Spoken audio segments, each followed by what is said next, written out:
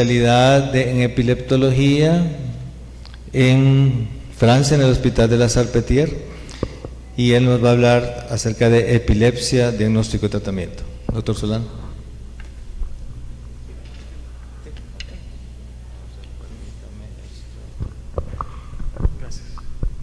Gracias, doctor. Buenos días. La epilepsia es una enfermedad que es conocida o ha sido mencionada en la historia por muchos siglos, milenios. Esta enfermedad ha estado asociada en muchas ocasiones con connotaciones místicas, mágicas, religiosas, pero asimismo, hasta nuestros días, aún conlleva este mote, esta aura de desconocimiento que estamos tratando de disipar. Ya lo dijeron muchos conocedores que de santa esta enfermedad no tiene nada, es una enfermedad como cualquier otra, y esa es la idea. Ahora, la epilepsia es una enfermedad que conlleva sus dificultades de diagnóstico y tratamiento, y eso es lo que vamos a tratar de abordar este día. Primero que nada, tengo que hacer un poquito de propaganda y decir para qué sirve un epileptólogo. El epileptólogo tiene pocas funciones relativamente. Una de ellas es evaluar la primera crisis del paciente, para saber si realmente la crisis es o no una crisis de epilepsia, y discernir si vale la pena iniciar el tratamiento de ese paciente. Otra función que tiene el epileptólogo es manejar a las epilepsias farmacoresistentes. ¿Cuáles son las epilepsias farmacoresistentes? Aquellas que no logran una libertad de crisis en un año, o sea, que tengan más de una crisis por año, cuando tienen 2 tratamientos antiepilépticos bien tolerados y bien indicados. Lo cual vemos cómo se complican las cosas, porque nosotros solíamos decir, o yo solía decir, tiene 2 crisis por año, está bien controlado. No, ahora con una crisis al año, ese paciente es farmacoresistente. La epilepsia es en situaciones particulares o especiales, epilepsia en pacientes embarazadas, en la vejez, comorbilidades como por ejemplo VIH-Sida, pacientes con cáncer, etcétera, etcétera, etcétera. Y en los casos muy, muy puntuales en los cuales vamos a suspender el tratamiento. Antes se estilaba que se decía, después de 4 años sin crisis, entonces podemos empezar a suspender el tratamiento. Actualmente nos damos cuenta de que eso no es así. Y el tratamiento se suspenderá solo en algunos casos bien específicos, cuando el síndrome epiléptico lo permita y cuando pues realmente no sea una epilepsia, lo que estamos tratando es otra cosa. Entonces les propongo que abordemos el tema del diagnóstico y tratamiento en base a 3 preguntas. ¿Es o no es? Si es, ¿cómo la clasifico? Y si es y ya la clasifiqué, ¿qué hago con ella? Muchos me dirán, bien fácil la epileptología, entonces con 3 preguntas me respondo todo lo que tengo que saber. Pues, bueno, si las preguntas no son difíciles plantearlas, es la respuesta la que es difícil. Entonces,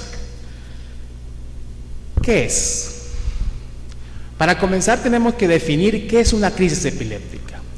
Una crisis epiléptica es una manifestación neurológica paroxística que puede manifestarse de manera sensorial, un corrientazo que me corre por la mano; motora, movimientos clónicos, tónicos; cognitiva, esto ya lo vi antes, déjà vu, jamais vu; vegetativa, palpitaciones, sensación de ascendente del estómago; o comportamental, comportamientos inapropiados o anormales, risas incontrolables, causados por la actividad neuronal cortical anormal, excesiva, hipersincrónica, excitable, súbita y transitoria de un grupo de neuronas del sistema nervioso central. O sea, en otras palabras, es una actividad eléctrica en la superficie del cerebro que da una manifestación paroxística clínica. Estas, a grandes rasgos, se pueden dividir en dos tipos por su etiología: provocadas o no provocadas. Las provocadas son aquellas que todos hemos visto alguna vez, en el caso de una hipoglicemia, en el caso de hiponatremias, en el caso de un medicamento, un fármaco, un antibiótico. Y las no provocadas son aquellas en las que no encontramos esta causa inmediata. Y son estas las que nos van a preocupar.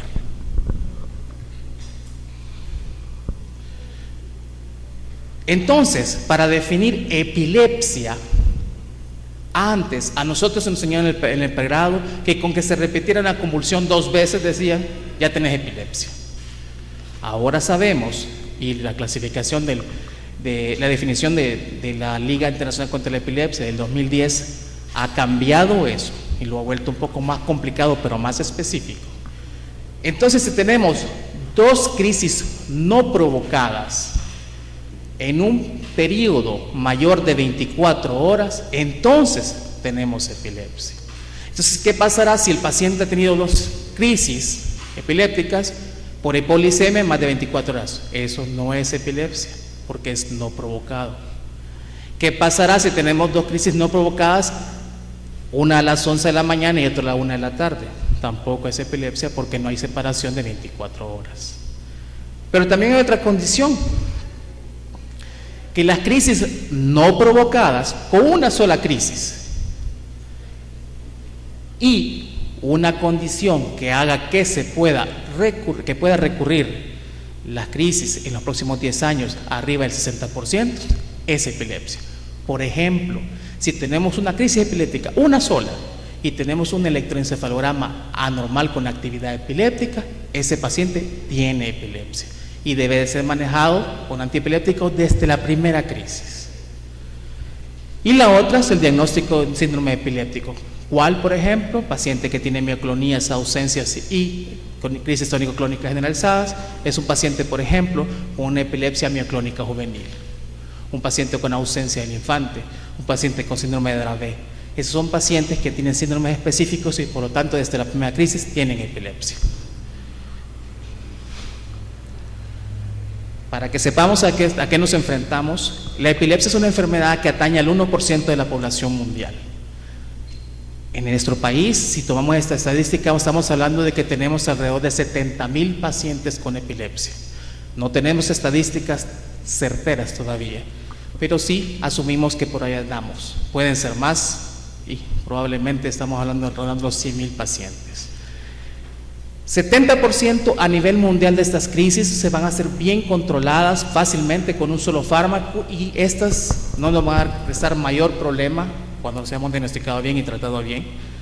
Van a tener una vida prácticamente normal, pero es un 30% el que nos va a ocupar. Y ese es el paciente que tiene epilepsia fármaco-resistente, que regreso a la definición que les había dicho antes. Es aquel paciente que no logra tener una libertad de crisis, llámese libertad de crisis, más de una crisis por año, habiendo intentado 2 ensayos terapéuticos a dosis correctas, bien tolerados y bien indicados. En otras palabras, si tenemos un paciente con carbamazepina, ácido valproico para una epilepsia focal, que está bien indicado, lo tolera bien, y a pesar de ello tenemos más de una crisis al año, al menos una crisis al año, perdón, entonces estamos ante una epilepsia fármaco-resistente y entra en la categoría del 30% que nos va a poner en problemas. Contrario a lo que mucha gente le dirán, que esta es una enfermedad que no es de niños ni de jóvenes, es de cualquier etapa de la vida. Los 2 picos fundamentales se encuentran en la infancia y en la tercera edad. Se sabe muy poco de la epilepsia de inicio en la vejez, es un campo que se está estudiando bastante, pero se ha visto que muchas epilepsias que se dan en la infancia pueden darse también, iniciarse en la vejez. Es muy interesante. Los diagnósticos diferenciales, y esta es la quebradera de cabeza de cada quien que hacemos clínica. Cuando el paciente llega y lo han encontrado inconsciente, ¿qué le pasó? Pues la más fácil es pensar, bueno, está defecado, está orinado, está inconsciente, pues convulsionó. Ese es el razonamiento más fácil. Pero hay un sinfín de entidades patológicas que podrían emular estas situaciones y que deberíamos tomar en cuenta a la hora de hacer el diagnóstico. El síncope. Existe una entidad que se llama síncope convulsivo, en la cual el paciente tiene un cuadro sincopal, que es una disminución de flujo sanguíneo cerebral por un periodo poco corto de tiempo, que tiene movimientos clónicos de los miembros, y no por eso es epilepsia, es síncope. Crisis no epilépticas, muy probablemente de origen psicógeno, son crisis que se ven como epilepsia, se oyen como epilepsia, se sienten como epilepsia, pero que no tienen un origen eléctrico cerebral, sino un sustrato emocional de base. Antes se le llamaba pseudocrisis, ahora no se ocupa ese nombre porque pseudo es falso, y estos pacientes no están fingiendo, sencillamente es una alteración emocional que no pueden controlar y que desencadena una respuesta pues visible. Isquemia cerebral transitoria, migrañas. Pacientes con migrañas se pueden quejar de tener ciertas sensaciones iniciales antes de desencadenar la migraña. Ataques de pánico. ¿Cuántas personas no hemos visto en las emergencias de los hospitales que llegan con una contractura, hiperventilando, casi que con estado de conciencia alterado? Trastornos del sueño como parasomnias, trastorno del comportamiento del sueño REM, sonambulismo, trastorno del movimiento como disquinesias paroxísticas y amnesia global transitoria. En antaño se ocupó un concepto como tratando de englobar todo eso, y era el equivalente epiléptico. Este término se debe de sacar completamente del glosario de la epilepsia, puesto que no explica mayor cosa. Era tratar de explicar todo aquello que no era explicable por otra forma, y por lo tanto no debería utilizarse, y englobaba todo ese tipo de enfermedades que parecían epilepsia pero que no lo eran. ¿Cómo la clasificamos? Entonces, más o menos sabemos, eso no es. Nos tenemos que hacer la pregunta: ¿será que fue una crisis epiléptica? ¿Habrá algún otro indicio que me diga que no es eso? Bueno, ya hicimos nuestro razonamiento y decimos, probablemente sea una crisis epiléptica. Entonces, señores, lo siguiente que toca es clasificarla. ¿Por qué? Porque al clasificarla sabemos ante quién nos estamos enfrentando. Ya sabemos qué, ahora es quién. Las clasificaciones han ido cambiando en el transcurso del tiempo y no ha sido lo mismo desde hace 50 años, que hace 10 años, que hace 15, que en el 2017. La de 1985 decía que se clasificaban en idiopática, periodogénica y sintomática. ¿Qué significaba esto? Idiopática era que tenía algún origen genético. Sintomática significaba que tenían una lesión subyacente. Criptogénica es en la que no sabíamos que tenía. Claro, era bien elegante decir tiene una epilepsia criptogénica, pero lo que estábamos diciendo es, francamente, señor, yo no sé lo que usted tiene. Muy elegante. Actualmente, visto que teníamos ese hándicap, la Liga incorporó un nuevo glosario a partir del 2010 y dijo que ya no, eso quedaba abolido, y que actualmente se clasifica de la siguiente manera: genética, estructural metabólica y de origen desconocido. Genética era como aquellas epilepsias tipo síndrome de Dravet o tipo epilepsia mioclónica juvenil, en el cual hay un sustrato genético conocido o no. A veces podemos identificar los genes, a veces no. Estructural metabólica, cuando hay una causa que se puede ver, se puede medir, evidente o no, por una displasia cortical, una heterotopía, una esclerosis tuberosa, etc. Y desconocida, como su nombre lo dice, no sabemos cuál es. Probablemente tenga un poquito de estructural, un poquito de genético, pero no sabemos cuál es. Edward Hirsch, un profesor de Estrasburgo, decía que esta clasificación, al poner esta categoría de desconocida, nos obligaba en que en algún momento teníamos que clasificar todas las anteriores. El fin sería que solo nos quedáramos con las primeras dos categorías. Algún día, esperaba él, solo existieran esas dos categorías. Entonces, pero esto es la etiología. Fenomenológicamente, ¿cómo las clasificamos? En el 2017, este año, y fue discutido esto en el último congreso, se ha propuesto una nueva clasificación fenomenológica en la cual, y aquí es importante ocupar mucho el glosario, o sea, el léxico médico nuestro tiene que ser muy fino y exquisito en este aspecto. Y la clasificaba en sus crisis por su fenomenología como de inicio focal, de inicio generalizado y de inicio desconocido. Cuando hablábamos de inicio focal, podía ser con o sin alteración del estado de la conciencia. E independientemente de esto, podía ser de inicio motor, de inicio no motor y de focal a bilateral tónico-clónico. ¿Cómo se mastica esto? La epilepsia, por su origen en el cerebro, puede ser en un punto en específico, un foco, por lo que se llama focal, o al mismo tiempo en los dos hemisferios cerebrales, por lo que se le llama generalizado, o no sabemos de dónde viene. Cuando hablamos de focal, si hay alteración de la conciencia, decimos, pues, focal con alteración de la conciencia. Si no, pues, sin alteración de la conciencia. ¿Cómo sabemos la diferencia? Simple, el paciente va a llegar contando: doctor, yo siento que hay un correntazo en la mano que me corre a través de primero los dedos, después la mano, después el antebrazo, después de mi cuerpo. Focal, sin alteración de la conciencia. Si él dice: doctor, yo no sé, pero me han dicho que me quedo oído y hago movimientos de la boca. Focal con alteración de la conciencia. Inicio motor, que puede ser automatismos, atónicos, clónicos, tónico-clónica, etc. No motor, sensitivo, autonómico, comportamental. Y lo que antes se llamaba secundariamente generalizado, ahora es focal a bilateral tónico-clónico. Si se fijan, en ningún momento he ocupado la palabra convulsión. La Liga desrecomienda completamente seguir utilizando el término convulsión porque es muy confuso. Y decir convulsión focal es un anacronismo. El término convulsión, si lo quiere seguir utilizando, debería emplearse únicamente cuando se trate de una crisis tónico-clónica generalizada. Y no de otra forma. Mejor ocupamos el término crisis epiléptica, que abarca todo.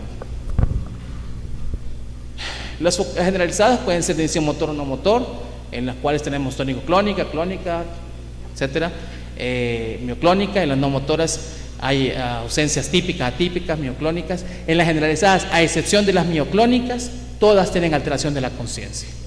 Y las desconocidas pueden ser tónico-clónicas con alteración del conocimiento. Estas sencillamente no sabemos de dónde vienen porque nadie las ha observado bien y el paciente no puede dar datos. Muy bien, entonces vamos a pasar a materia. Las epilepsias generalizadas son crisis que acontecen en ambos hemisferios cerebrales al mismo tiempo. Pueden manifestarse, entre otras, como ausencias, mioclonías, convulsiones, etcétera. Alteración de la conciencia en todas excepto en mioclonías, como he dicho antes, más frecuente en niños, aunque estamos viendo un repunte en ancianos, y generalmente tiene una causa genética o metabólica. Entonces, para que sepamos lo que estamos tratando, esta es un paciente en monitoreo continuo, que se encuentra con su electroencefalograma de base, está haciendo cualquier cosa, y de repente vemos cómo cambia su electroencefalograma y la actitud de él cambia.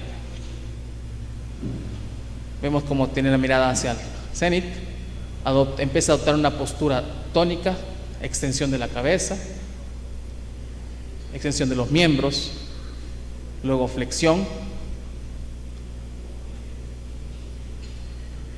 extensión de los miembros. Vemos cómo ha cambiado completamente el electroencefalograma y después la fase clónica. Eso es lo que todos o la mayoría de las personas en general tenemos como concepto de una epilepsia o una convulsión. Eso es una convulsión. Pero la epilepsia es mucho más que eso. Siguiente.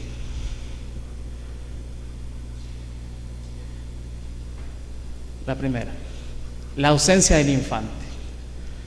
Esos son casos sumamente, para los que vean niños, muy frecuentes, en los cuales está el niño haciendo sus actividades cotidianas, puede estar en clase, puede estar haciendo sus deberes, jugando, etcétera, hiperventilando frecuentemente. Miren cómo cambia el electroencefalograma de repente y la niña cambia su actitud. Ven cómo sigue yendo hacia arriba, se inclina un poco, y el electro muestra la característica de actividad punta onda lenta, 3 Hz, y dura unos cuantos segundos, y de repente pasa como que sin nada, y sigue haciendo las actividades. Y él no se da cuenta el profesor, se da cuenta la mamá, etcétera.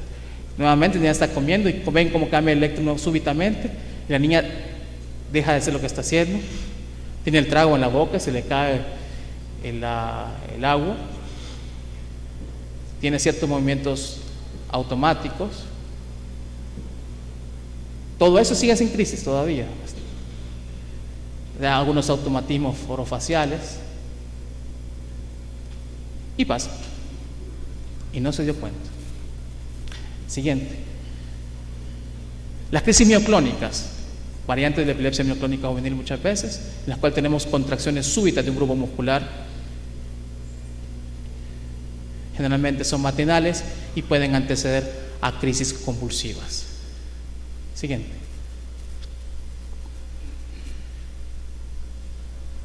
Las crisis focales, antes se le llamaban auras. Segundo punto importante, aura es un término desrecomendado por la Liga Internacional para la Epilepsia, porque antes se hacía una especie de diferenciación entre aura y convulsión, y aura era un fenómeno preconvulsivo que avisaba nada más que íbamos a tener.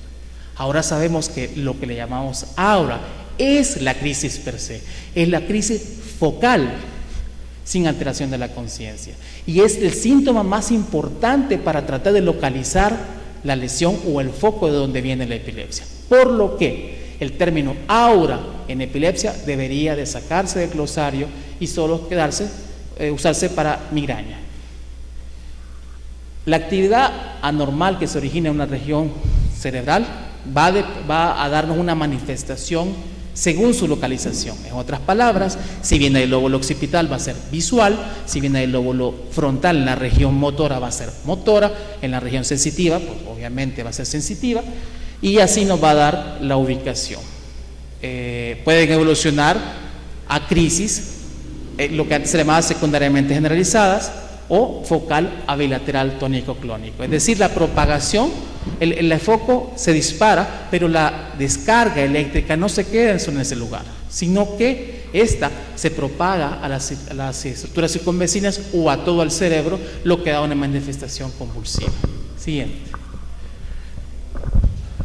Entonces, para que sepamos, he tratado de diferenciarlo por regiones y vamos a ver. El lóbulo frontal se divide en 3 partes: la región precentral o rolándica, premotora, donde está la área motora suplementaria y el frontal eye field, la prefrontal, que se divide en ventromedial y dorsolateral.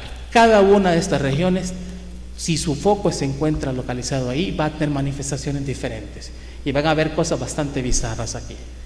Siguiente. Esta es una crisis focal precentral, en la cual tenemos una alteración en la región de la convexidad del lado derecho, y tenemos el paciente se da cuenta de qué pasa y cuál es su crisis. Ahora vamos a desenfocar y vamos a ver cómo hay un movimiento clónico del miembro pélvico y lado izquierdo, y esa es su crisis epiléptica. Está perfectamente consciente y puede describir lo que está sintiendo y lo que está pasando en la región precentral del lado derecho. Siguiente. Esta es una crisis del área motora suplementaria con una postura tónica característica, postura de espadachín también se le puede llamar, y una versión o giración en su propio eje hacia el lado izquierdo. El foco se encuentra en la área motora suplementaria del lado derecho. Ven cómo es importante la semiología aquí. Por eso es que probablemente, si alguno de ustedes tiene la oportunidad de estar con nosotros, se dan cuenta que hacemos mucho énfasis en la historia clínica. Es lo más importante. Y si el paciente no puede darnos datos, tenemos la obligación de llamar a un testigo que haya visto el evento para que ellos nos describan qué es lo que ha sucedido o qué es lo que han visto.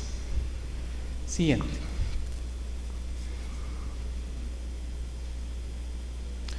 Primera, crisis operculares. El opérculo es la parte superficial del lóbulo frontal del lado, en este caso el lado izquierdo. Tenemos que característicamente estas crisis suceden mucho durante el sueño, y durante el sueño no se finge nada.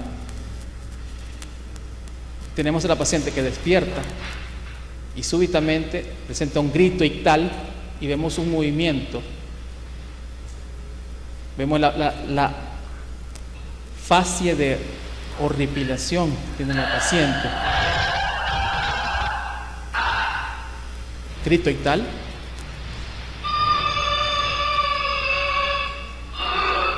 Vemos la contractura del hemifacial del lado derecho y el movimiento clónico de la cabeza del lado derecho con la postura tónica de la mano.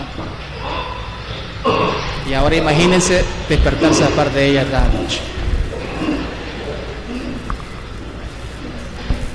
También hacemos exorcismos. No broma. Es una cosa muy complicada. Asusta mucho. Cuando uno ve por primera vez estos gritos digitales en una sala de monitoreo, dice, están asustando, ya me voy. Siguiente. Este es un paciente característicamente, esto es en la sala de monitoreo, el paciente se encuentra siente algo, aprieta la alarma porque siente algo y se da cuenta de que no puede hablar. Y él quiere hablar y no lo logra. Se le salen vocablos incomprensibles.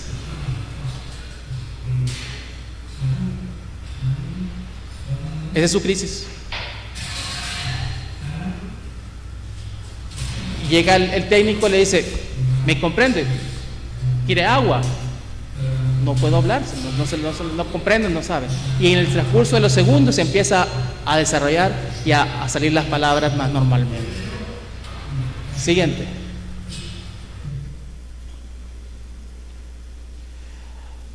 Pase los dos al mismo tiempo, por favor. Son presentaciones prefrontales sumamente raras, sumamente bizarras, en las que tenemos crisis hipermotoras y una especie de contacto que es bastante raro, pueril. Pareciera que sí hay una interrelación con el medio, pero el paciente está completamente inconsciente. Y pues son difíciles de encontrar, difíciles de entender, porque son generalmente en la región ventromedial donde los electrodos no pueden registrarlos. Generalmente hay que registrarlos con electrodos intracraneanos. Siguiente. Solo para que sepan el automatismo. Pongan los dos al mismo tiempo, por favor. Estos son automatismos. Pacientes con epilepsias prefrontales que tienen automatismos. El paciente, si lo ven el gesto, se está sonriendo, se está riendo, parece. Y está haciendo movimiento de pedaleo y movimiento masturbatorio. Son automatismos. Y está en crisis, está en estatus, de hecho. Y pareciera que se está divirtiendo. Nada que ver. Siguiente. La epilepsia del lóbulo temporal.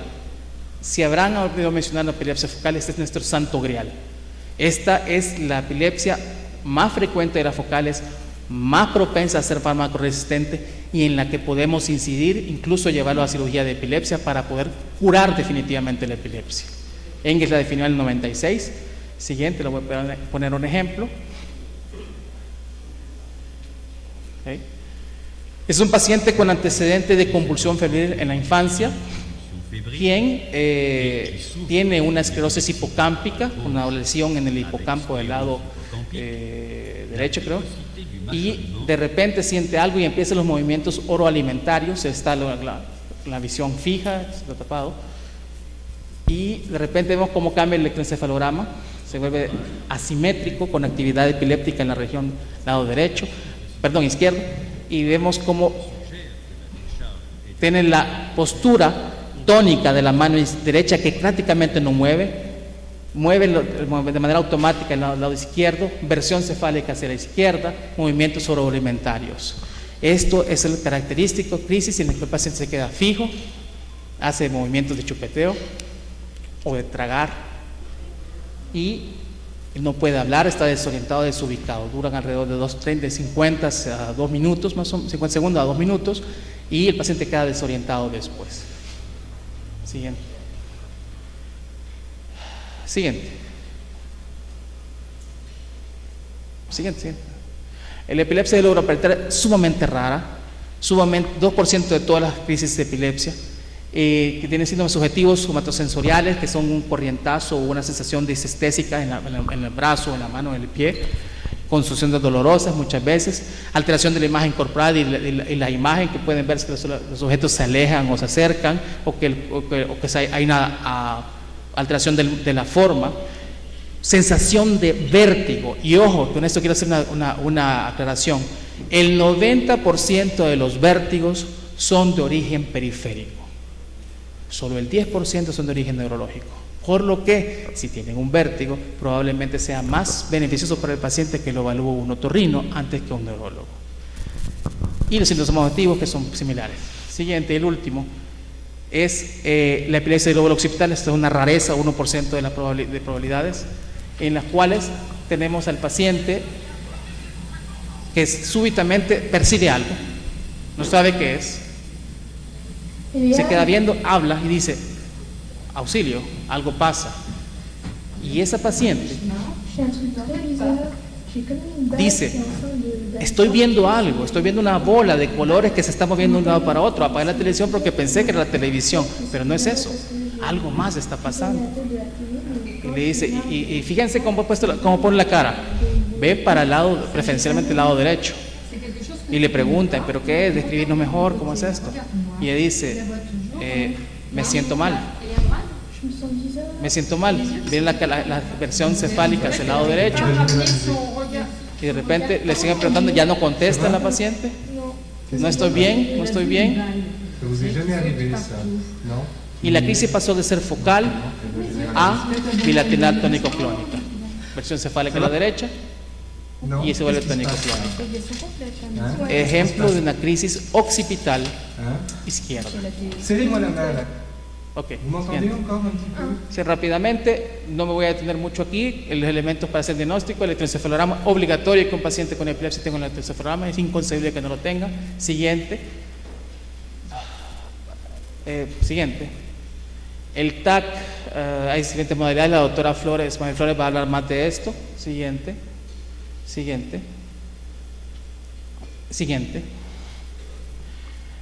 Estudios de imágenes. TAC, resonancia.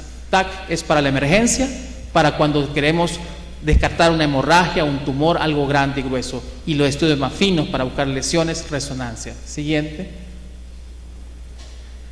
Ejemplos: esclerosis hipocámpica, el lado derecho, podemos ver cómo brilla. Siguiente. Cavernoma, el hipocámpico del lado izquierdo. Siguiente. Una polimicrogiria, son giros suplementarios que no deberían estar aquí. Vemos cómo se ven en esa área. Aquí. Siguiente.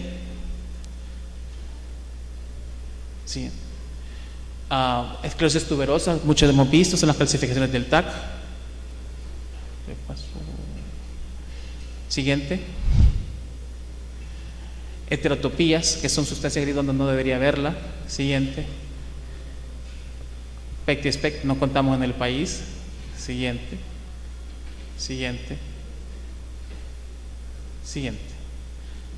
Voy un poco rápido porque ya me es el tiempo.